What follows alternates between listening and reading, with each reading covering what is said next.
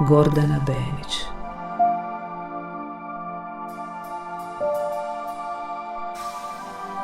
Noć 9. Tamni mjesec.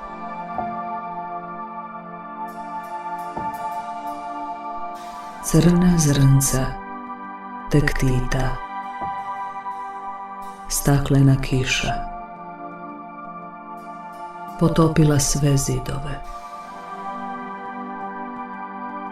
U noći tamnog mjeseca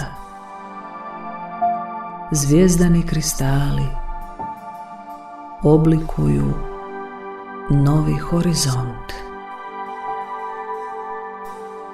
Neukrotiva stvorenja gravitacije stvaraju mikrokozme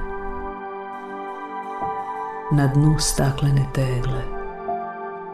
Prosijava tamno-zeleno svjetlo. U okomici čempresa noćni buket jezivo svjetlećeg cvijeća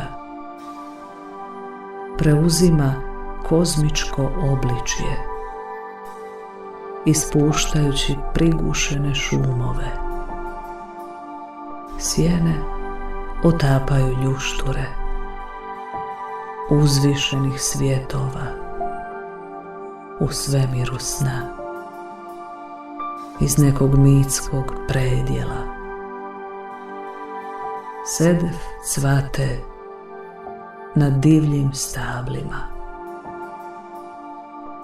Tamni mjesec prepun je bazalta